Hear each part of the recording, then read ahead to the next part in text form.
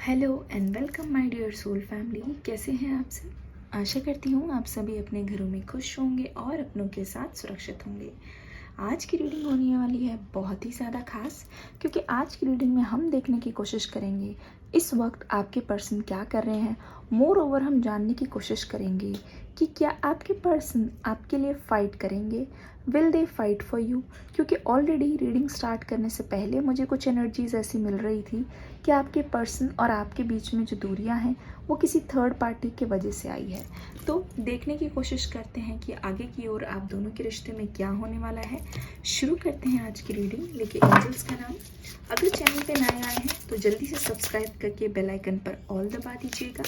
Video पसंद आए तो लाइक करके ज़रूर जाइएगा। ओह माय गॉड, पहला कार्ड ही आ गया, द लवर्स।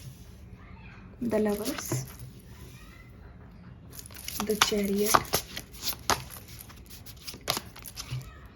द वर्ल्ड का कार्ड, नंबर 21। बहुत ही प्यारे कार्ड्स आ रहे हैं जिससे हमें पता चल रहा है कि आपके जो पर्सन हैं उनकी फीलिंग्स क्या है आपके लिए।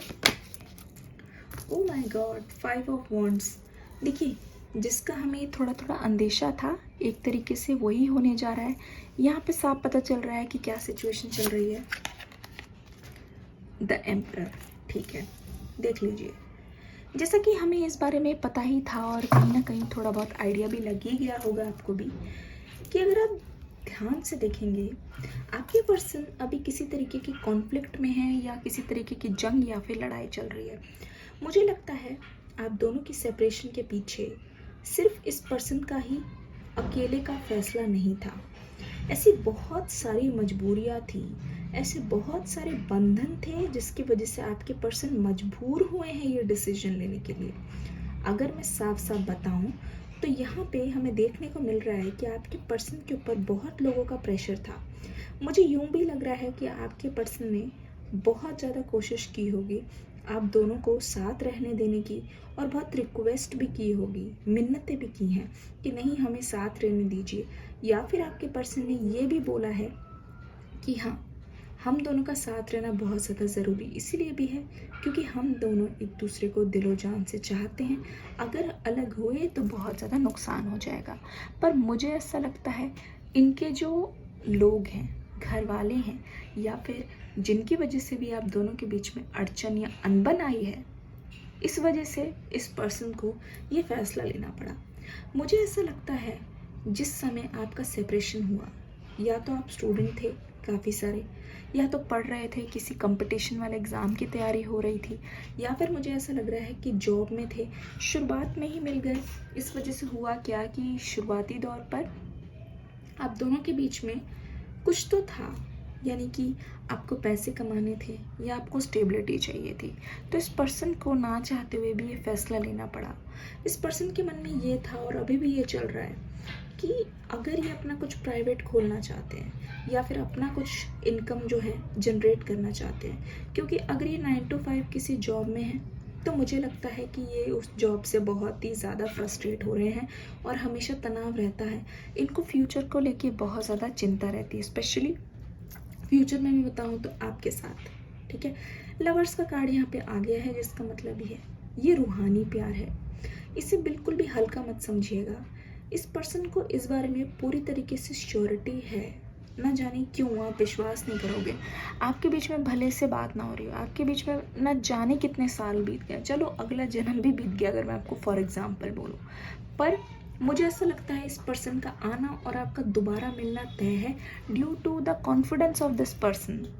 ध्यान से देखोगे तो साफ पता चल रहा है इस पर्सन को एक तरीके से ऐसा यकीन है, ऐसा भरोसा है कि आपके पास वो जब भी आएंगे या फिर आप उनके पास जब भी आओगे, दोनों में से किसी के भी दिल में ऐसा नहीं होगा कि पूरी तरीके से प्यार साफ हो चुका है, या फिर ऐसा नहीं होगा कि किसी भी कारणवश आप उनको मना कर दोगे।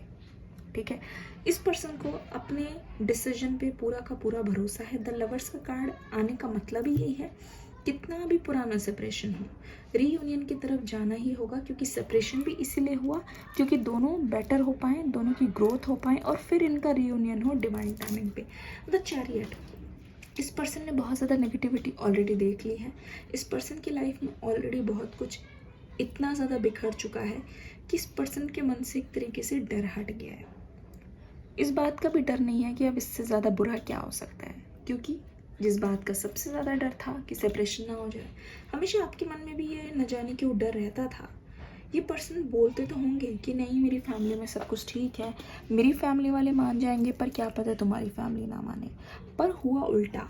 आपको डर लगता था न जाने क्यों कि इस पर्सन की फैमिली वाले नहीं मानेंगे। एक तरीके से यही हुआ है अगर आप ध्यान से देखोगे तो साफ पता चल रहा है इस पर्सन की तरफ से कमी है। इस पर्सन ने बहुत नेगेटिव चीज़ें देख ली है, पर अब ये पर्सन बिल्कुल डरना छोड़ चुके हैं। अब ये पर्सन जान रहे हैं कि इतना सब कुछ हो गया, यही होगा ना ज़्यादा से ज़्यादा, और मुझे कुछ कहेगा या मुझे कुछ रोकने की कोशिश करेंगे।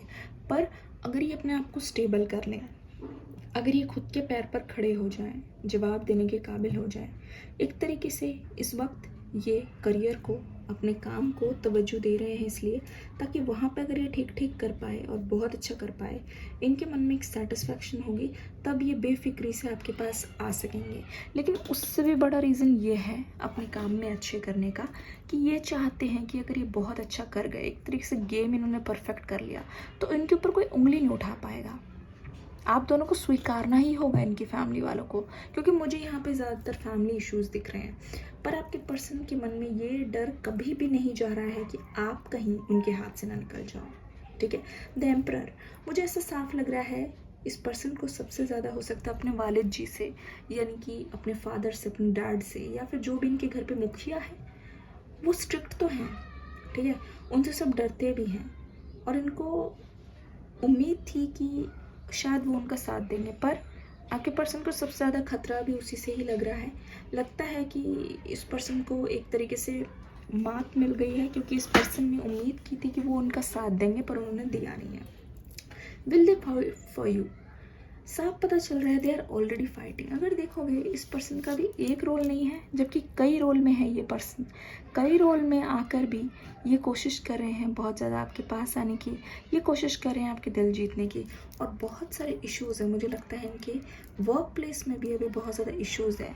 डेली का स्ट्रेस ये हैंडल कर रहे हैं, और मुझे ऐसा लगता है कि ये आपको इस दौरान तो बहुत ज़्यादा मिस कर रहे हैं। इस दौरान इसलिए मिस कर रहे हैं क्योंकि ये जो है शेयर करना चाहते हैं आपसे बहुत कुछ, बहुत अपनी बातें, अपनी फीलिंग्स को, क्योंकि मुझे ऐसा लगता है जब तक इस पर्सन का दिमाग शांत ना हो, ये किसी भी चीज़ को अच्छे से नहीं कर सकते। सरेंडर, यहाँ पे कार्ड आ गया है सरेंडर का। रिग्रेट, आपसे अलग होने का बहुत ज़्यादा रिग्रेट है। पास्ट में आप पे ध्यान देने का बहुत ज़्यादा रिग्रेट है, क्योंकि इस पर्सन को हमेशा रिलैक्सिंग मूड में देखा गया है, और एक तरीके से देखा गया है कि इस पर्सन ने कभी ऐसा सोचा नहीं था कि आप दोनों अलग हो जाओगे। ठीक है। पर्पस, डेथ, रिग्रेट और सरेंडर, साफ पता चल रहा है इस पर्सन का एकमात्र ही पर्पस है उनकी ग्रोथ, और ग्रोथ होने के बाद ये आपके पास एक पर्पस के साथ आना चाहते हैं। इनके दिमाग में इनका टारगेट बिल्कुल फिक्स्ड है, क्योंकि इन्होंने अपने आप को सरेंडर कर दिया है, और इनको रिग्रेट भी है इस बात का कि अगर इन्होंने शुरुआत में थोड़ा सा ध्यान दिया होता, और थोड़ी सी स्ट्रगल की होती, और थोड़ी बहस की होती, या फिर और थोड़ी लड़ाई लड़ी होती, तो ये जो सेपरेशन का टाइम इतना ज़्यादा आ गया है ना, वो नहीं होता। तो इस पर्सन को डेफिनेटली मन है आपके साथ सेटल होने का, और अगर सेटल होने की मैं बात कहूँ तो मुझे ऐसा लग रहा है कि इस पर्सन की एज हो गई है, थोड़े मैं बोलूँ तो उससे ज़्यादा ही हो गई है, और हो सकता है इस पर्सन को बार बार बोला जा रहा हो कि सेटल हो जाइए, सेटल हो जाइए, पर इस पर्सन को इस बात में दो राहें कहीं पे भी नहीं है कि इनको आप ही के साथ सेटल होना है। कुछ भी हो जाए, इनको आपके साथ ही सेटल होना है। Will they fight for you? Yes, they will fight for you once they are stable होना चाहते हैं ये। अप्रिसिएशन, जहाँ कहीं पे भी जाते हैं, जब भी इनके पास कोई रिश्ता आता है या ऐसा कुछ होता है, तो ये आपको अप्रिशिएट करना नहीं भूलते।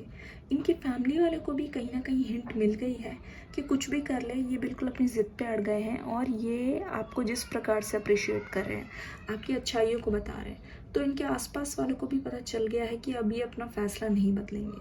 हो सकता है ये काफ़ी लोगों को, अपने आसपास वालों को बोल चुके हों, और एक बार इन्होंने ज़बान दे दी है तो ये अपनी ज़बान को नहीं बदलेंगे।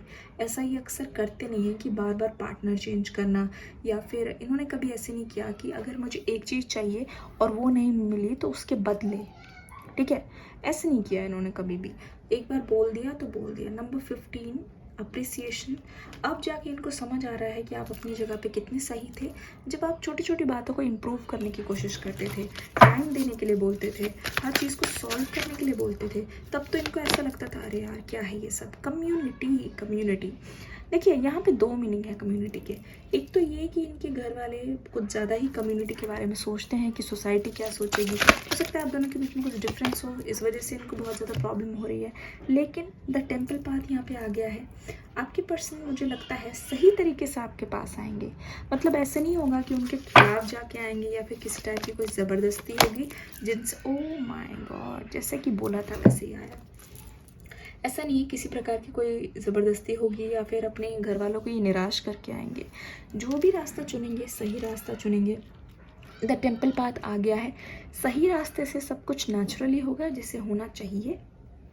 और एक तरीके से मुझे ऐसा लगता है जिस तरीके से ये पर्सन मनाएंगे अपनी बातों से, ठीक है, और अपने एक्शन से, तो सबका दिल छू लेने वाले हैं। और एक तरीके से सेलिब्रेशन बहुत मुझे करीब दिख रहा है और वही होगा door to romance. Temple path पे जाके, सही रास्ते पे जाके सबको मनाने वाले हैं, आपके पास आने वाले हैं न्यू ऑफर लेके, और ऊपर से that will open the door to romance. तो बहुत ही जल्दी जिस दिल पर आपने ताला लगा के रखा है, सेम अपने दिल पे उन्होंने ताला लगा के रखा है, ताकि इस पिंजरे को वो तभी खोले जब ये आपके दिल से मिले। और सेम कुछ आपकी तरफ से भी मुझे चीज़ें दिखाई दे रही है।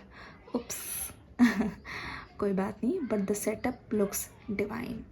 बहुत बहुत शुक्रिया आप सभी का। रीडिंग पसंद आई हो तो जल्दी से लाइक करके कमेंट करके ज़रूर जाइएगा।